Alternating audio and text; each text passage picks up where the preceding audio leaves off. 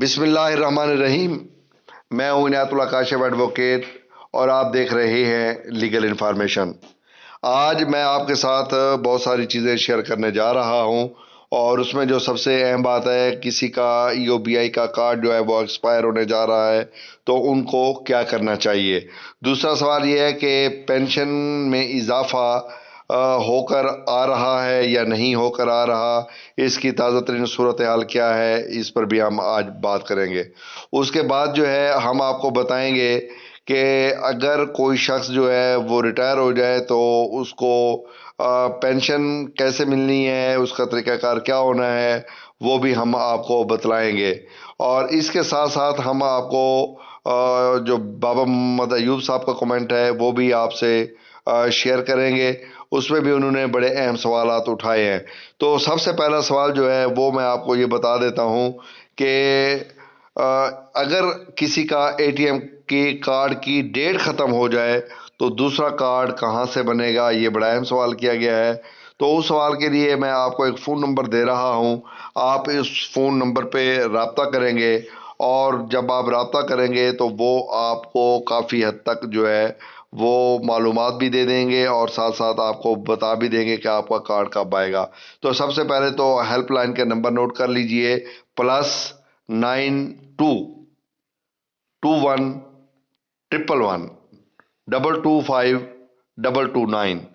آپ اس نمبر پہ کال کریں گے تو یہ نمبر جب آپ ملا لیں گے تو یہ نمبر آپ کو تمام تر چیزیں جو ہے وہ بتائے گا.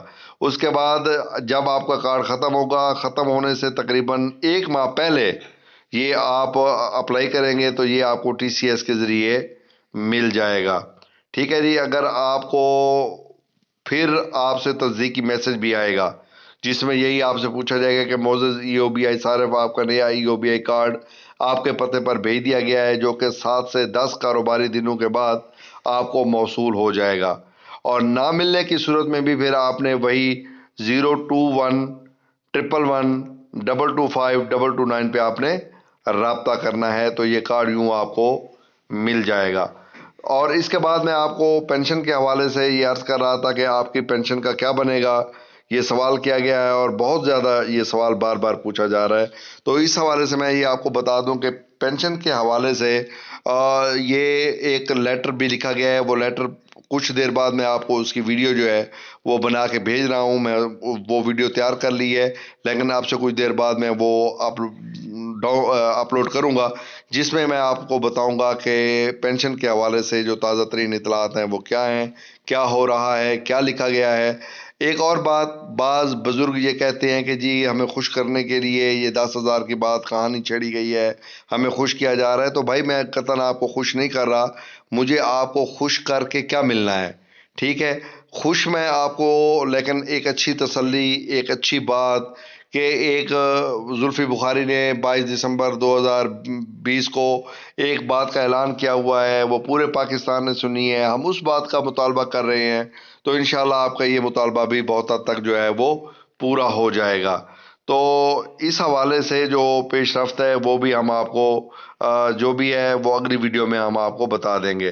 اب آ گیا صحت کارڈ کے حوالے سے جو بابا محمد ایوب خان صاحب کا موقف ہے. وہ انہوں نے مجھے انہوں نے جو ہے وہ کیا ہے کہ محترم جناب یہ صحت کارڈ بھی ایک صرف دکھاوا ہے، کوئی حقیقت نہیں ہے.